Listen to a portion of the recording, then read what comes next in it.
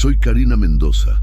Tengo 28 años y llevo casi 5 trabajando en una panadería que abre toda la noche en la colonia San Gregorio, al sur de Puebla. Me acostumbré a salir tarde, a caminar sola con los audífonos puestos y las llaves entre los dedos como defensa improvisada. Esa rutina no me daba miedo, al contrario, me hacía sentir fuerte, hasta que una noche cualquiera todo cambió.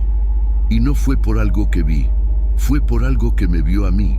Era viernes, eran casi las 12, y como siempre el autobús me dejó en la última parada, frente a la plaza vacía.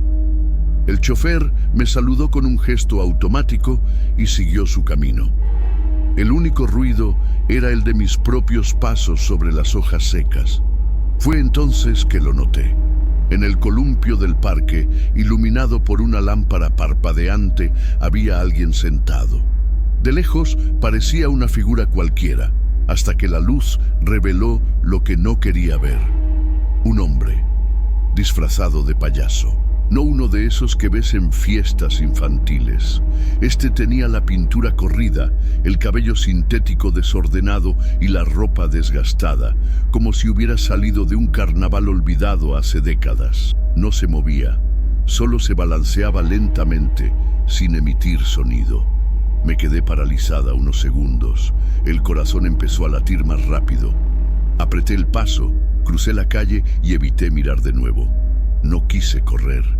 No quise hacer nada que pudiera provocar algo. Esa noche me costó dormir. No por lo que había pasado, sino por lo que podía pasar. Traté de convencerme de que era solo alguien disfrazado, algún bromista, alguien aburrido buscando atención. Pero por dentro, algo no encajaba. Sentía que, aunque yo lo hubiera ignorado, él no me había ignorado a mí.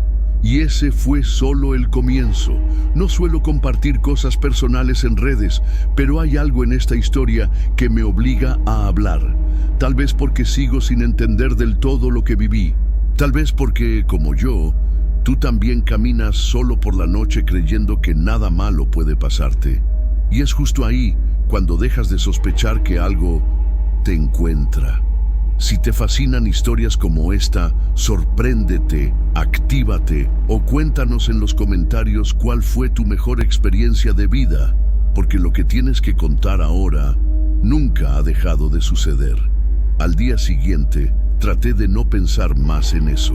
Me levanté como siempre, me fui al trabajo, sonreí a los clientes, hice como si nada.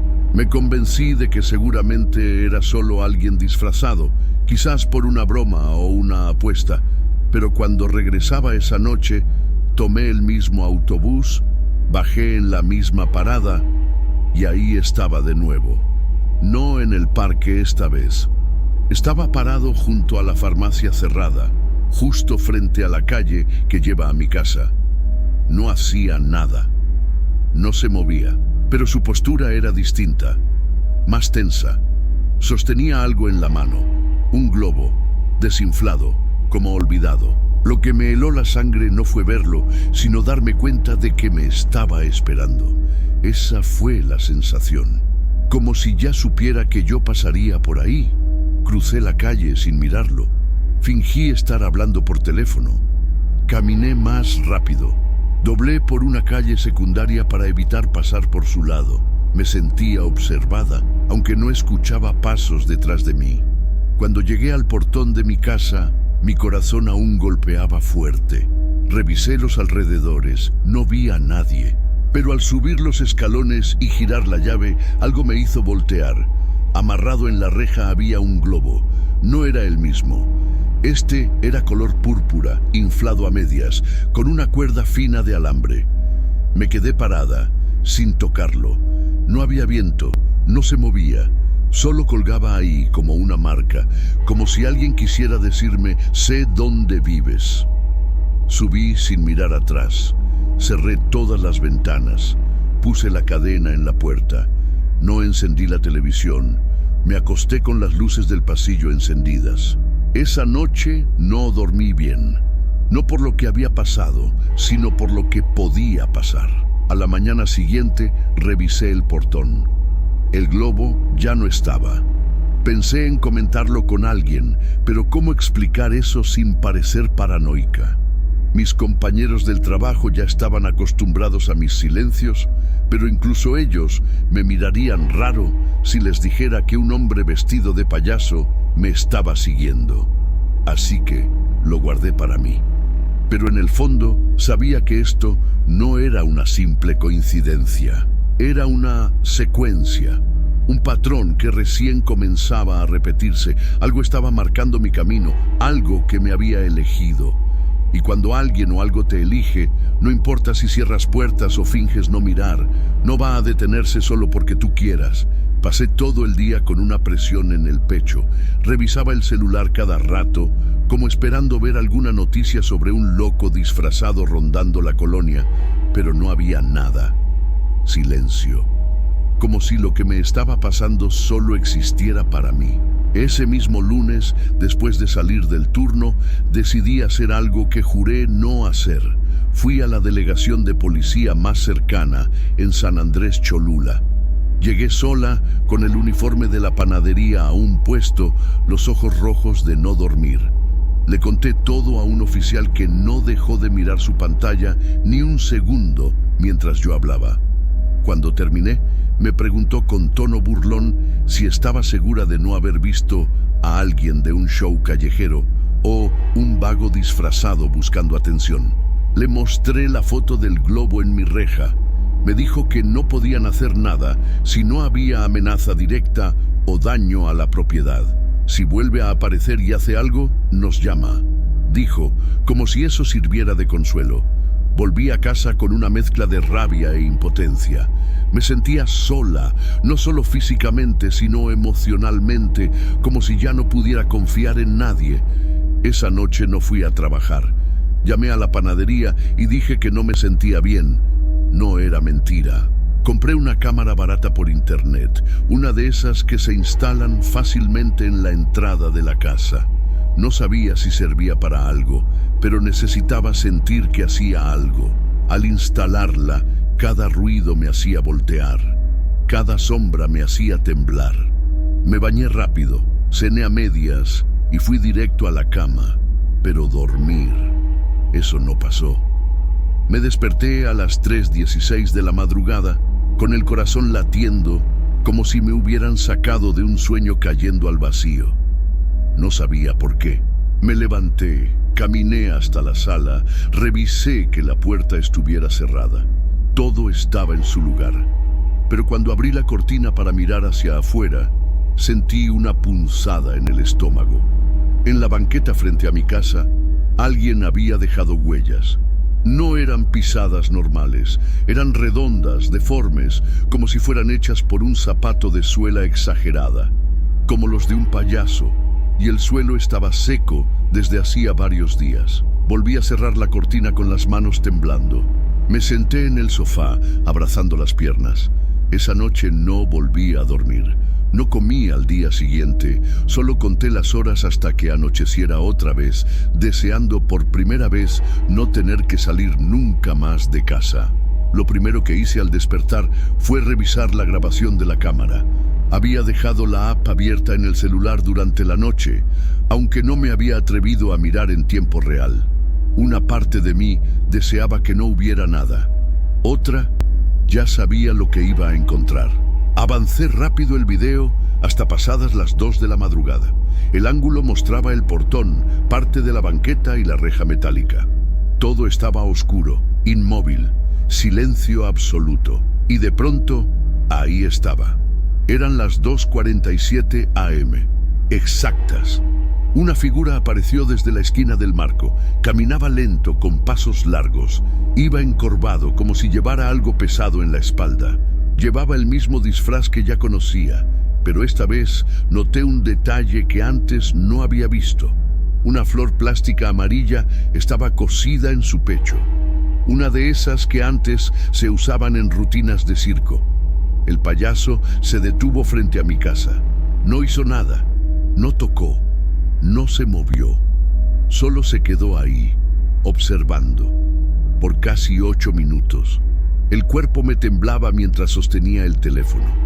La respiración me dolía en el pecho.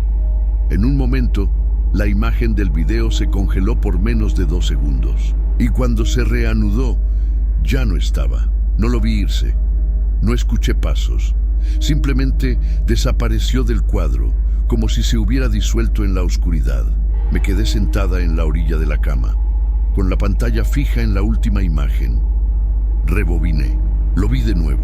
Pausé en el momento exacto en que su rostro quedó frente a la cámara. Amplié la imagen. La pintura estaba cuarteada, los labios rojos pintados de forma grotesca, los ojos vacíos. No había expresión alguna, ni siquiera esa sonrisa exagerada típica de los disfraces baratos. Era solo una cara hueca, como si alguien se hubiera puesto encima la piel de un personaje muerto hace mucho tiempo. Tuve la intención de guardar el video, compartirlo, enviarlo a la policía o a alguien más, pero no lo hice. Lo borré.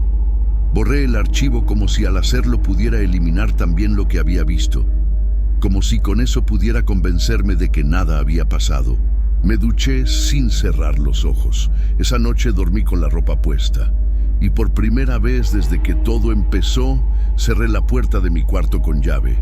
Ya no era solo miedo, era anticipación, era saber que lo peor todavía no había ocurrido, que lo que fuera que ese hombre buscaba aún no lo había conseguido, y yo ya no sabía si estaba siendo vigilada o simplemente elegida.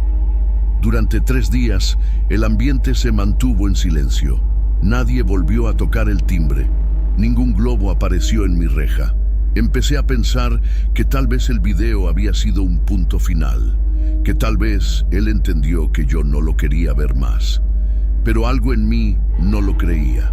Esa calma no era alivio, era la pausa que se da justo antes del siguiente golpe. Una tarde, mientras regresaba de hacer unas compras en la tiendita de la esquina, mi vecina Maritza me detuvo frente a su portón. Siempre fue amable, aunque no hablábamos mucho. Esa vez, su expresión era distinta, algo confundida. Me dijo que la noche anterior había visto a un señor raro, caminando por la calle Veracruz, la misma donde vivo. Le pregunté cómo era, y me contestó, como si no tuviera importancia. Vestía como payaso, pero no uno de fiesta, ¿me entiendes? Más como un disfraz viejo, sucio. Caminaba lento, cargando algo en la mano. Creo que era un globo. Mi cuerpo se tensó. Le pregunté si le vio la cara. Me dijo que no, que usaba una especie de máscara. Intenté no mostrar nada, solo le agradecí y seguí caminando. Por dentro, el corazón me golpeaba con fuerza. No era solo yo. Ella también lo había visto. Alguien más lo había notado. Eso debería haberme tranquilizado, pero me asustó aún más. Porque si era real para otros, entonces no era mi mente jugando conmigo. Y si era real, entonces estaba más cerca de lo que yo quería aceptar. Esa noche no pude dormir. Pasé horas leyendo foros en internet, buscando en redes sociales, comentarios, hilos, cualquier cosa que mencionara a alguien parecido. Encontré varios relatos de mujeres en colonias cercanas, San Baltasar, La Paz, incluso en Cuautlancingo. Todas describían algo similar. Un hombre disfrazado de payaso apareciendo en calles solas, siempre de noche. Una de ellas escribió que su hermana había desaparecido hace 5 meses después de ver a un tipo con cara pintada en su camino al trabajo.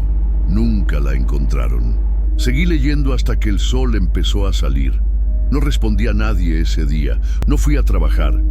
Me quedé en casa con las cortinas cerradas, el celular en silencio y una sensación nueva que no sabía cómo nombrar. No era miedo, era resignación. Estaba convencida de que él no solo me seguía, me había elegido, como a las otras, como a esa chica que nunca volvió. Y lo peor era que ni siquiera necesitaba entrar para hacerme daño. Bastaba con saber que estaba ahí afuera, en algún lugar, esperándome. La sensación de que algo se aproximaba ya no era intuición, era certeza. Dormía mal, comía poco y mantenía las ventanas cerradas todo el día. Pero nada me preparó para lo que pasó esa noche. Me desperté sobresaltada a las 2:54 am. No hubo ruidos fuertes, ni gritos, solo un murmullo eléctrico que no supe identificar. Me levanté y noté una luz parpadeando desde la sala. Pensé que había dejado algo encendido, así que salí del cuarto. La televisión estaba prendida, no en algún canal. Solo pantalla negra y ruido blanco. El control estaba en el suelo, como si hubiera sido arrojado. Me quedé congelada. No había forma de que se hubiera encendido sola. No usaba temporizador.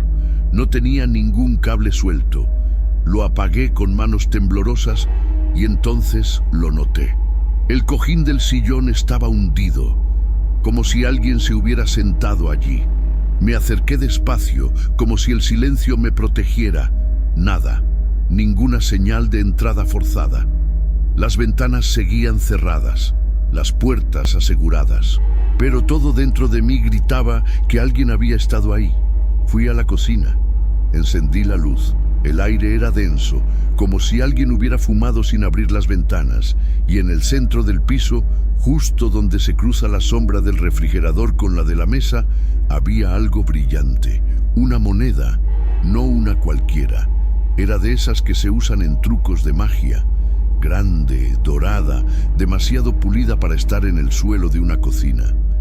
Me agaché para recogerla y sentí una punzada en el estómago. El metal estaba frío, como recién sacado del hielo. La dejé en la mesa con repulsión y entonces lo percibí, un olor extraño, dulzón, como algodón de azúcar, pero fermentado. Un aroma artificial, pesado, fuera de lugar. Revisé cada rincón de la casa esa madrugada. No encontré nada más, pero sabía que eso no significaba que todo estaba bien.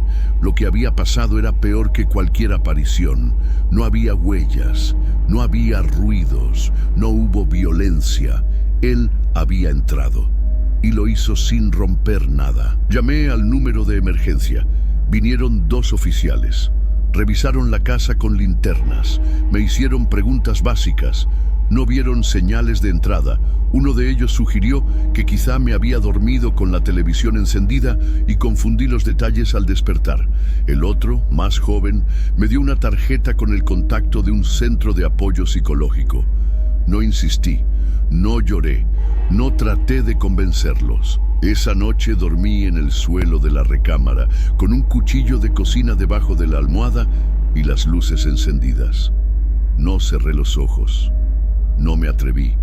Solo escuchaba, esperaba, porque ya no estaba afuera. No necesitaba tocar mi puerta, y eso era lo más aterrador de todo. No pude más. Al día siguiente pedí mi renuncia.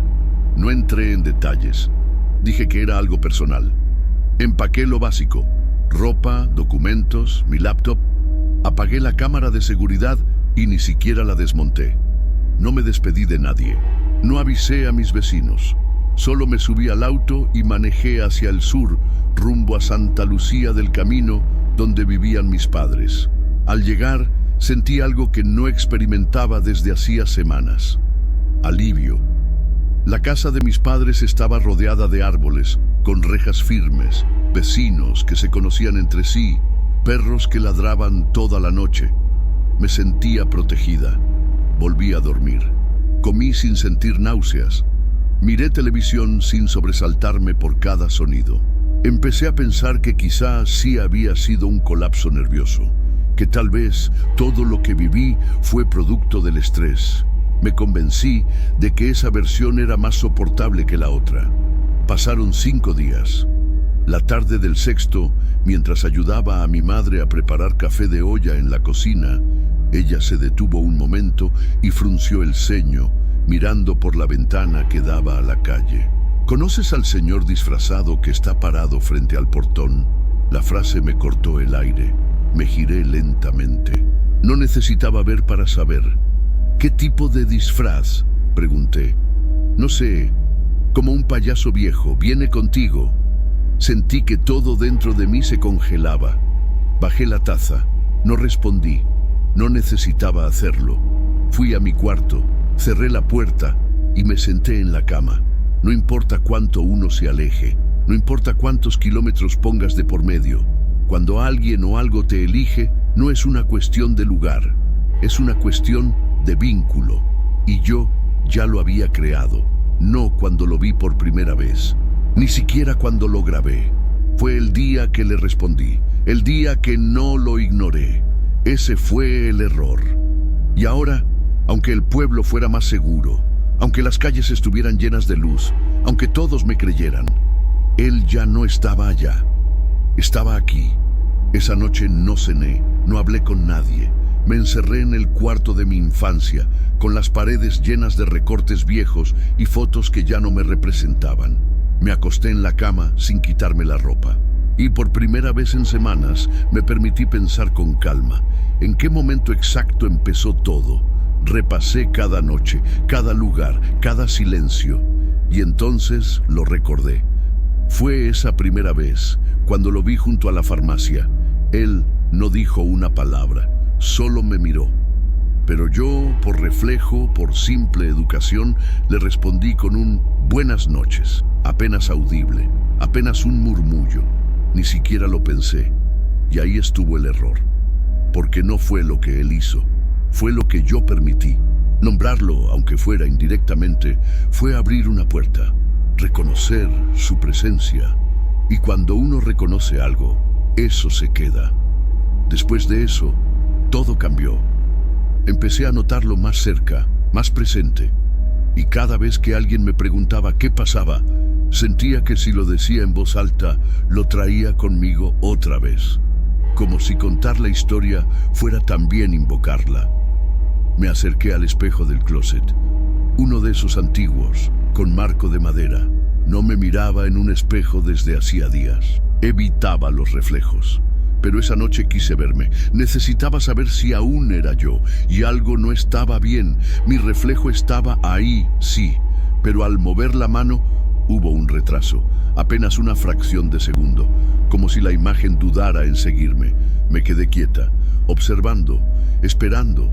La respiración se me hizo pesada. El aire era denso. Bajé la mirada y salí del cuarto sin hacer ruido. No dormí, no prendí luces. Me senté en la escalera, con una manta sobre los hombros, y esperé a que amaneciera. A la mañana siguiente, mi madre me preguntó si estaba bien. Le dije que sí. No insistió, pero noté que miraba mis ojeras con preocupación. Me preguntó si quería que llamara a alguien. Le dije que no. Nadie podría ayudarme con esto, porque no era una persona, no era un loco, no era un crimen que se pudiera denunciar. Era algo más, algo que se activa con una sola palabra, con una mirada, con un descuido. Y eso fue lo que hice. Yo misma lo invité. A esa altura ya no buscaba explicaciones. Me movía por instinto. Dormía poco, hablaba menos, evitaba los espejos, los ascensores, las ventanas sin cortinas. Mis padres intentaban no presionarme. Decían que era el cansancio, que debía darme tiempo. Yo solo asentía.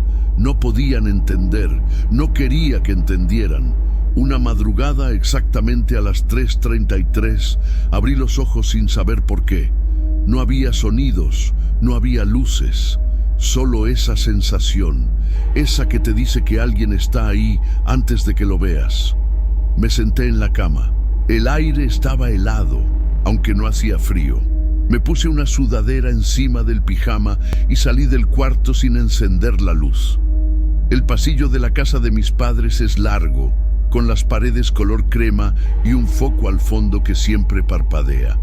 Y fue ahí, bajo esa luz temblorosa, que lo vi. No era él, pero era algo de él. Una marca, una mano pequeña, negra, dibujada sobre la pared como si alguien la hubiera estampado con ceniza. No era pintura, no era broma, era algo quemado, oscuro, pegado a la superficie. Me acerqué, sintiendo como cada paso me pesaba más que el anterior. El aire era denso, espeso, como el de un cuarto cerrado durante meses. El foco parpadeaba como si fuera a apagarse en cualquier momento. Y entonces vi lo otro, Al lado de la huella, escritas con el mismo material, había 3 letras torcidas: JN. No sabía qué significaban, pero ya las había visto, en el globo, en la ficha vieja, en los sueños que ya no recordaba. Sentí un escalofrío que me recorrió la espalda. Estiré la mano para tocarlo. No lo hice. Algo me lo impidió. No físicamente. Algo dentro de mí. Me quedé ahí, parada frente a esa pared, durante quién sabe cuánto tiempo. No lloré, no grité, no regresé a mi cuarto. Solo supe que en ese instante algo había cambiado. Hasta ese momento, todo había sido sombra, reflejo, presencia. Pero esa marca era real, era prueba, era declaración. Él ya no estaba esperando afuera, él ya no necesitaba porque ya estaba entrar. Aquí. Y de alguna forma yo también ya no estaba del todo conmigo. No sé cómo explicar esa sensación, como si una parte de mí se hubiera quedado atrás, colgada en algún poste oxidado, en alguna banqueta vacía, bajo un farol sin luz. Algo que nunca regresó conmigo, algo que sigue allá, donde todo comenzó. Con el tiempo, volví a vivir sola. No porque me sintiera lista, sino porque mis padres también comenzaron a cambiar. No lo decían, pero lo notaba en sus gestos. Dormían mal, cerraban las ventanas antes de las 6.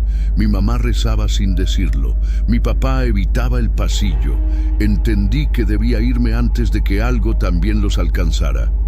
Me mudé a Ciudad del Carmen, a un edificio sencillo, lejos del centro, sin elevador ni vecinos ruidosos. Elegí el lugar con cuidado, que no hubiera espejos grandes, ni ventanas sin rejas, ni pasillos largos. Todo lo que pudiera parecer una invitación, lo eliminé. Empecé a trabajar en una tienda de abarrotes, turno de la tarde. Nada exigente, nada que me obligara a salir de noche. Mantenía la cabeza baja, no hablaba con extraños, no respondía si alguien me miraba sin razón.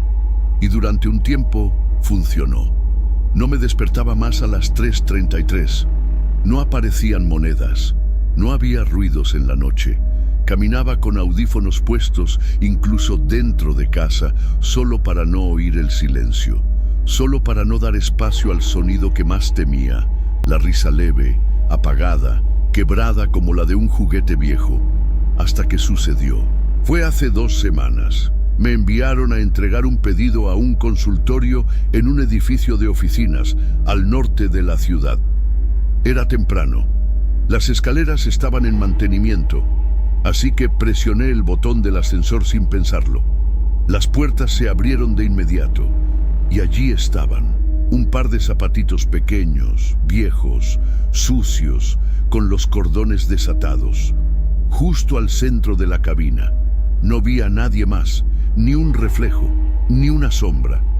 Pero el aire dentro del ascensor pesaba. Retrocedí sin hacer ruido. Las puertas se cerraron solas, con un chasquido sordo. No volví a entrar. Desde entonces subo por las escaleras, aunque sean 10 pisos. Camino rápido, con la mirada al suelo. Cierro la puerta de mi departamento con doble llave, aunque solo salga a tirar la basura. Me ducho con la puerta abierta. Apago las luces una por una, siempre en el mismo orden. Como si esos pequeños rituales pudieran impedir que vuelva, pero sé que no sirven. No estoy huyendo, solo estoy postergando. Y si un día te toca vivir algo parecido, si ves a un niño callado, inmóvil, parado dentro de un ascensor vacío, no le hables, no lo mires y sobre todo, nunca le devuelvas la mirada, porque una vez que lo haces, él también te ve y no va a dejar de verte. Nunca.